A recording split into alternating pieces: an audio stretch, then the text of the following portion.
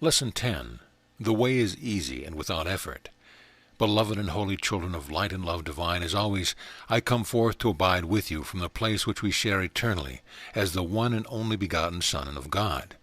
I am therefore that mind which whispers to you in each moment of your inspiration.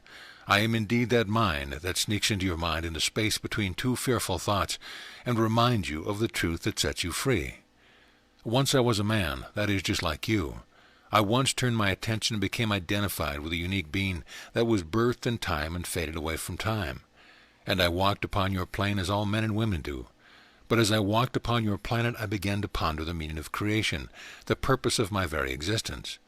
And while others seemed to be gleefully caught up in, or at least surrendered to the ways of the world, seeking out their momentary distractions, their attempts to gain and control as much wealth as they could, and all of the rest, I would often wander off alone.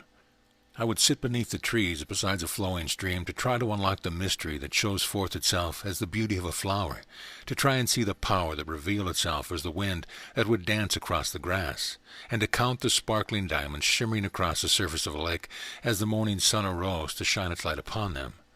I began to learn to ask of that source, that mystery, Father, one that has birthed me, why am I? Where am I? Who am I? My desire increasingly became to know the truth that could set all mankind free.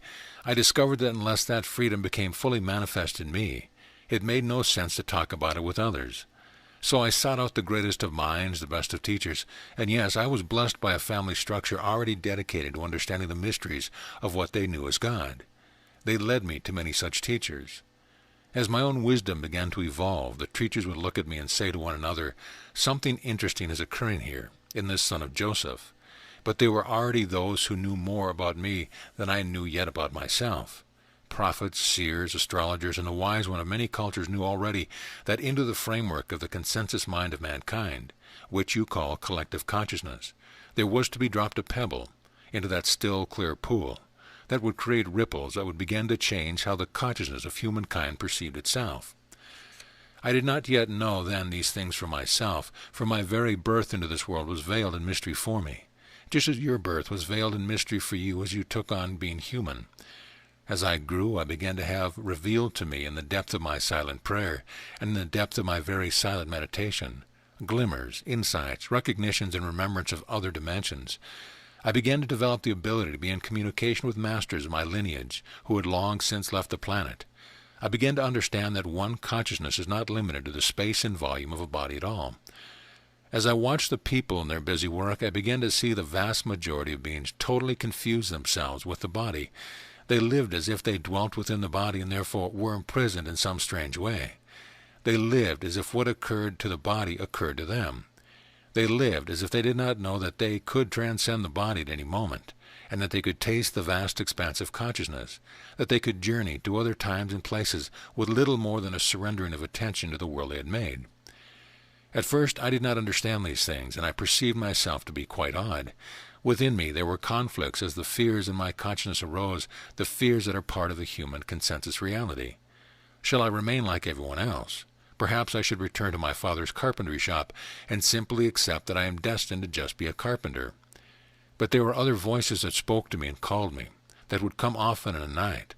As I developed my ability to discern these other realities, these other dimensions, by shifting my attention from the world of the body to the world of inner vision, often they would come in the night and stand beside my bed. I came to know who they were. I came to recognize the masters and teachers of very ancient lineage of which I was a part. They would come and whisper to me, "Forget not the purpose for which you are sent forth from the mind of God. For through you there shall be birthed the beginning of an ancient remembrance, and your life shall become that which demonstrates to many the truth that only love is real." The point of all of this is simple. I want to convey to you yet again that the life I lived as a man was not unlike your very own. I began veiled in mystery, a child among children, a human being struggling to make sense of the world. Yes, there was within me something calling, a longing to know something that the world did not seem to teach. But is it not true that many of you have felt the same call, the same longing to touch what is invisible, to see what cannot be seen, to hear what ears have never heard, to embrace what arms cannot reach, to abide in perfect peace and perfect trust? Beloved friends, understand well, I say to you yet again, I come only as your brother and your friend, one who has walked as you walk, one who has breathed as you breathe, one who has cried as you cry, one who has laughed as you laugh. I am as you are. If there be anything that I can give unto you, it is simply this. As you look upon your life and every event that unfolds within you, every time you feel that you have failed, every time that you have been conflicted, every time you are sure that you will never be able to transcend all of these ups and downs and emotional waves that seem to come with living in your world, remember, I have overcome the world, and because I have done it, it is done for you already. Why? Because we share the same infinite field of mind that far transcends all levels and dimensions of manifestation. You can tap into what was already occurred. You need only look upon me as your brother and friend, and acknowledge that the world has been overcome, and then accept the freedom which is the effect of its overcoming as your own, so that you learn to sit in your chair after your 5 minutes of abiding as Christ, in which you say to yourself, here I am free. Heaven is now. The past has passed away, and I choose anew. This day I commit myself to teaching only love by sharing only loving thoughts. This one day I will look upon each one that comes into my experience, and I will first breathe deeply the presence of the Holy Spirit. And I will look out through eyes transformed by the simple acknowledgement of the truth.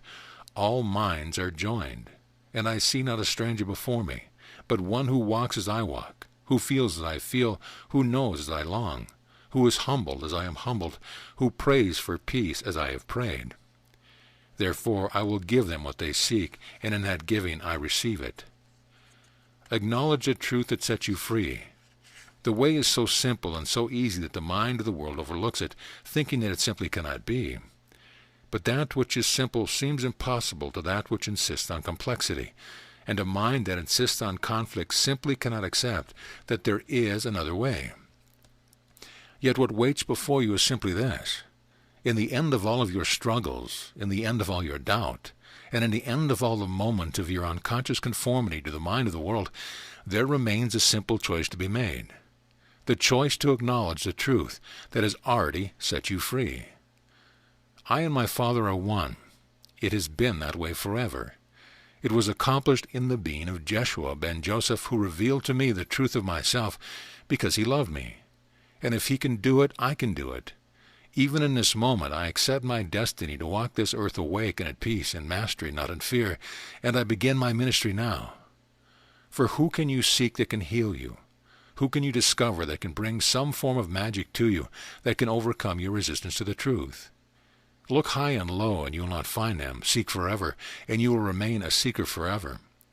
For the truth is set within your heart, and all power under heaven and earth is given unto you. It is that power that changes the momentum of the mind and heals every wounded perception. In the end of all seeking, you must look into the mirror and decide to be the one who heals yourself. You are the one who decides, from infinite freedom, how to use the power of your mind in each moment. Therefore, the only question that a seeker of truth really truly needs to ask himself is this: would I know conflict or peace? Would I be right or happy? Would I see the complete neutrality of all events in this world as wisps of a dream being birthed and passing away? Would I see myself whole and complete? For as I look upon the world, I have judged myself, and as I look upon myself, I judge the world. This was the simple secret that I once discovered when I walked upon your planet. It was not about achieving some grand mystical state of consciousness. It was not about acquiring great power that could attract the attention of thousands.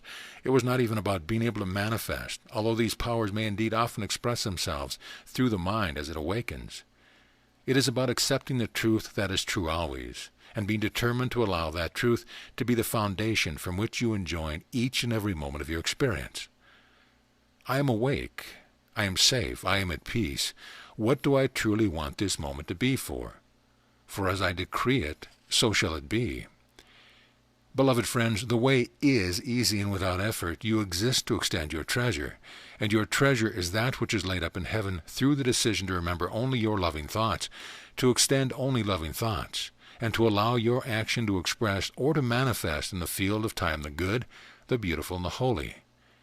Never is your freedom taken from you.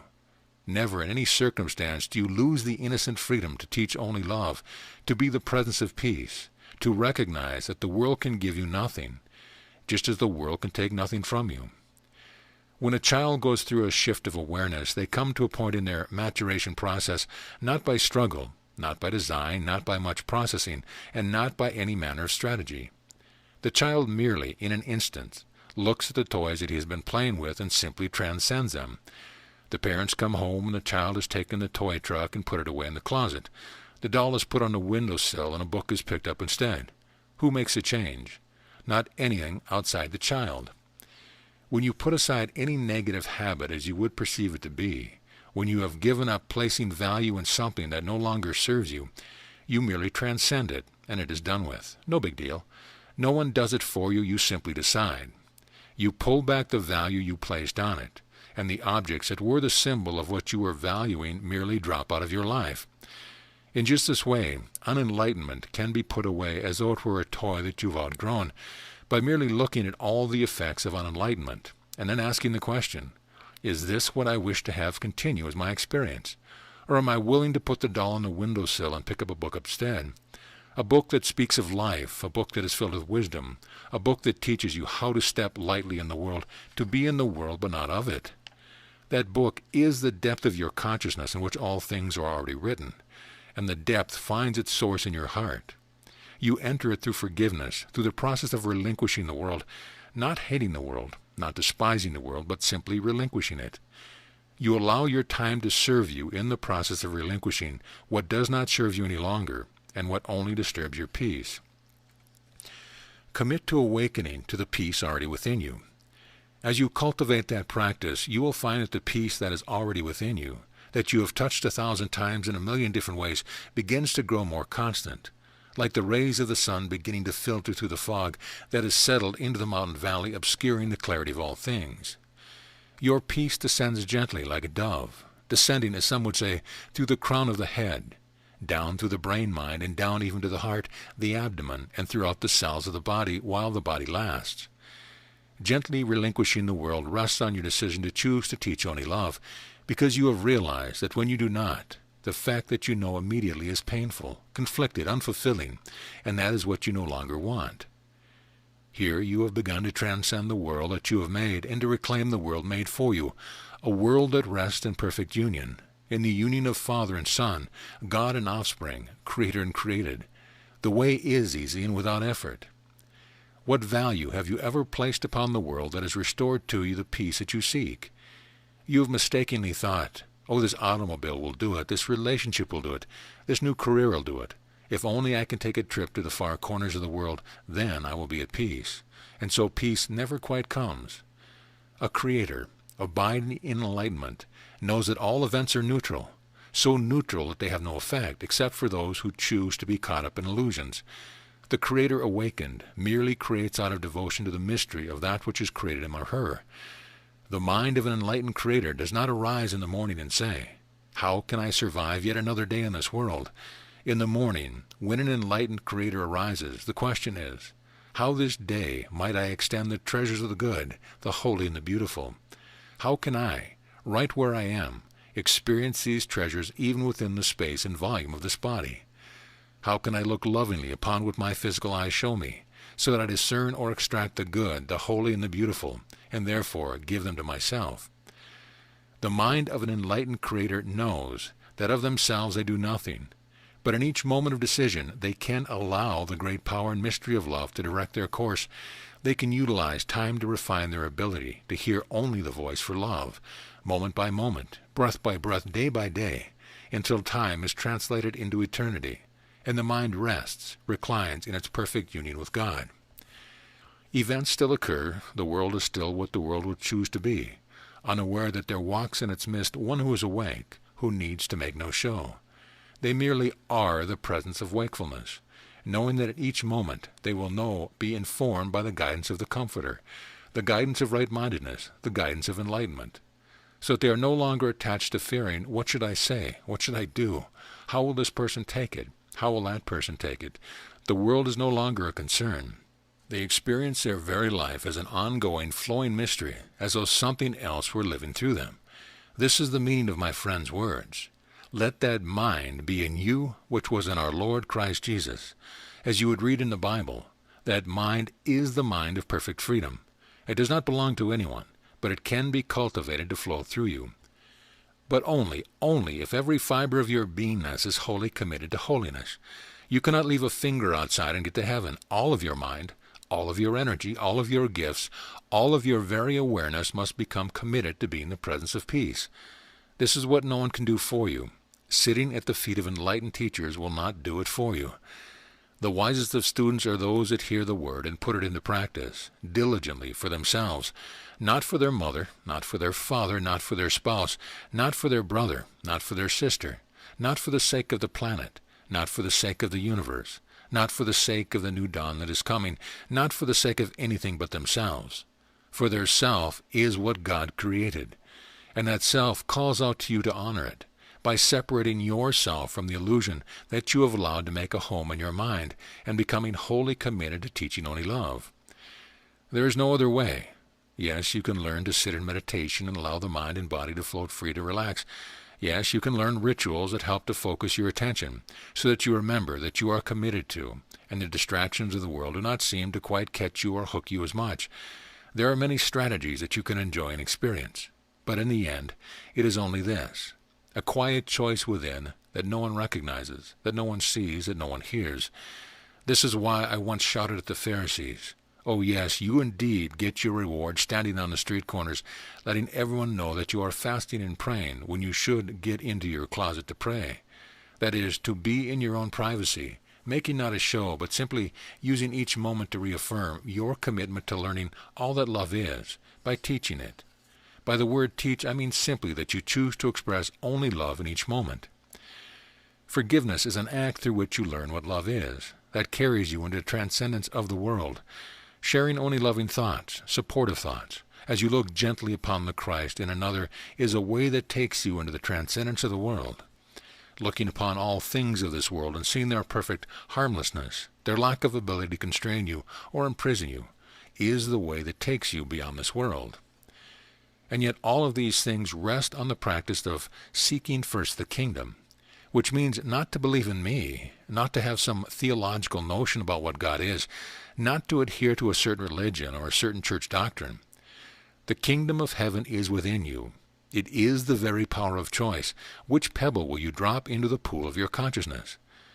Imagine reaching a point where, just prior to every action that you engage, without ritual, without difficulty, without the grand shows and displays, the burning of incense and the lighting of 40 million candles, and all the Gregorian chants of the rock and roll or whatever you choose, without any of it, in the silent temple of your heart you make a simple choice. In this moment, I am going to discover what it means to teach only love. It might be a simple smile. It might be to let your eyes gaze at the beauty of a flower and say, "Ah, it is very good." It might be to eat your breakfast and actually be there while you are eating it, instead of letting your mind run off to the office. Here, beloved friends, is the way to the truth that sets you free. You must absolutely become wholly committed to being awake for no other reason than that you have realized you have no other choice. You have already made them all, and they have only led to pain. Recognizing the presence of Christ within. Yourself is calling out to be recognized for what it is, an awakened master, the presence of Christ in you that would inform every step, inform every decision, inform the quality of your perception, inform the very nature of your forever expanding transparent consciousness. For it is your consciousness alone that can reach out and embrace all created things, until you literally realize that all things have arisen from within you. That is how big you are. That is how grand you are. Why? Because that is all you are. You are the ocean from which waves and waves of dimensions and worlds have arisen. That mind is what you are required to let be in you, even as once it was within me, as I walked upon your earth. Do not make it difficult. Whenever you hear of a teacher teaching this or teacher teaching that, ask yourself this: do they offer me simplicity or complexity? Do they offer an ordinary peace, or I must have several trappings around me? Do they give me complex meditations and prayers and things to do? Or do they simply remind me of the truth and ask me to rest in it? Will they tell me that I need to go on 1,000 pilgrimage? Or do they remind me that when I make my cup of tea in the morning, heaven is present, if I will remember who is making the tea? Christ is. Be therefore not distracted, for in the end of this age there is coming forth a whole smorgasbord of those who profess to be teachers of enlightenment, who will guide you into all knowledge. Look carefully. Do they demand of you that you follow them? Do they demand of you that they give up your own discernment? Or do they ask you to look deeper within? Do they ask you, what are you feeling? What do you think? What do you want? Are you willing to accept responsibility for the effect? What do you believe? What do you want? You are free. I am equal to you. I am just in the role of a temporary guide for you, and some day you will be far beyond me. How do they speak? What do they teach? Is their fear filtering into their words? Do they believe that they must teach you to control the force of nature, the force of the mind? Do they teach you to protect yourself against evil? There are many who profess to be teachers of enlightenment, and there will be many more. When you hear these things coming from them, turn and flee from their presence, for you do not need them. You are already beyond them. Ask only, how can I extend my treasure this day? And lay up treasures where moth and dust cannot corrupt, that is, where time, materiality, the body, and the world cannot hook you. Rather lay up treasures that are in heaven, forgiveness, peace, unlimitedness, recognition of your unlimited power, that which brings you joy and puts a smile upon your countenance. Lay up for yourself these treasures, and all things shall be added unto you. For there is a way of being in the world that requires no planning or striving, though to enter it does require the relinquishing of fear. To enter it requires a commitment to teaching only love until the mind is again whole and undivided. There is a way of being in the world that is not here at all. The body still abides. Yes, you still act like everybody thinks you act. That is, they know your name, they know where you live. You know which car you're supposed to drive, you know whom you go home to at night. But through it all, there is pervaded in your consciousness a transparency as you look upon things. Whatever feelings arise come and go. But somehow you begin to recognize that you are much larger than the things that come and go, that you are watching a dance of shadows, a dream, gently passing by, that is gone in a cosmic split second. This does not become a way in which you deny your experience. Rather, it gives you the freedom to embrace it and live it totally, with passion, with purpose, with power, and in perfect freedom. No anxiety, no pressure, just the willingness to dance in the world of dreams while remaining awake. If indeed you have been putting your 5 minutes into practice, you are already carrying yourself closer and closer, or perhaps more and more deeply, into the transparency I am describing for you. And that transparency grows to a point, you might think of it as a critical mass, when suddenly you as a beingness can no longer even hold the thought of yourself as a body in space and time. Then the body simply dissolves away, and your consciousness will never experience a limitation of the body again.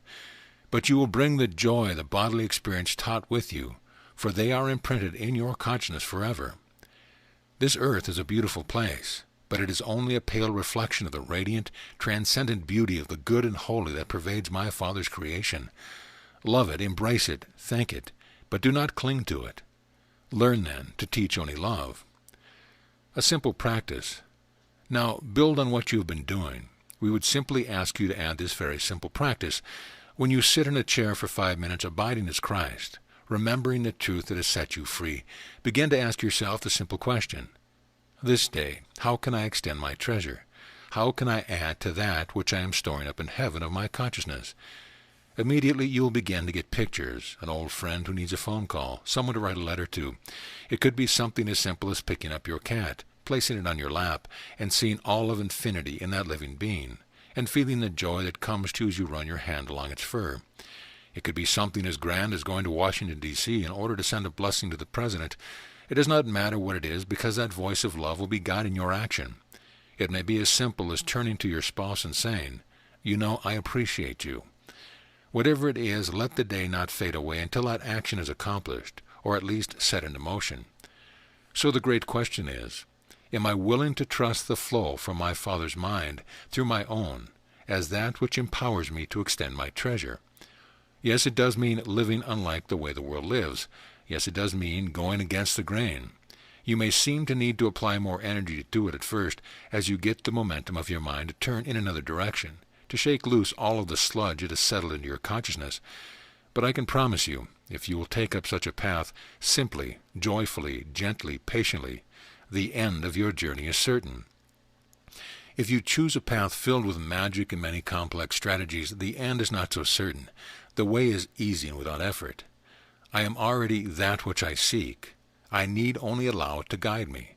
While this body lasts, I will allow it to be a communication device that extends the treasure of perfect love, perfect safety, and perfect peace to all who enter my house.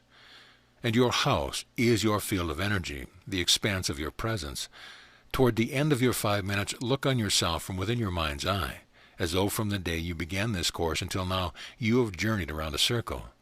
You have journeyed through many influences of energy. You have engaged yourself in relationships with countless brothers and sisters. You have had thousands of visions and dreams and revelations come to your consciousness. You have had umpteen million opportunities to be disturbed and lose your peace. You have been like a sojourner, the prodigal son or daughter who has gone out from the realm of human consciousness, and now you see yourself completing the circle. Celebrate your rebirth as Christ.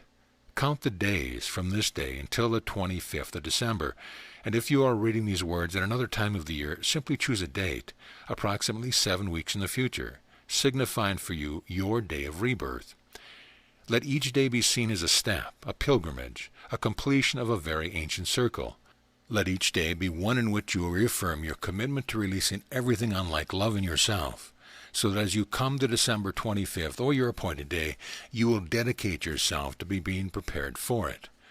On December 24th, or the eve of your chosen day, go to bed early enough, and in quiet and in prayer, so that you can awaken before the first rays of the new day come to caress the earth. Take yourself outdoors, even if you must bundle up the body. Make haste to a place of vision, a place where you can look out over wherever you live. Let that represent your ability to look out over all creation. There, turn to face the direction of the rising sun. Go into a simple prayer. Close your eyes. Realize that you see nothing through the physical eyes anyway. Stand with the arms at the side and the palms open. Breathe deeply into the body. Relax the mind. Begin simply to say within yourself, "Death has occurred, and now the birth of Christ is at hand. Father, I accept fully your will for me. Your will is only that I be happy and use time to extend my treasure. Now I receive the warmth of your light and of your love." Then merely stand and wait, and receive the warmth of the light. For rest assured, even if the skies are cloudy, as the sun arises, there is a change in the energy of the air. If you are quiet, you can feel how it begins to affect the energy sphere of your awareness and of your body. Drink that solar energy in through every cell of your body. Drink it in until you feel your very spinal column warmed. And when the whole body, from the crown of your head to the tips of your toes and down through each finger, is filled with light, then gently open the eyes of Christ and let yourself see a new world, a new creation, a new beginning. Now the journey to the kingdom is over, and the journey within it can begin. Graduate school is just around the corner.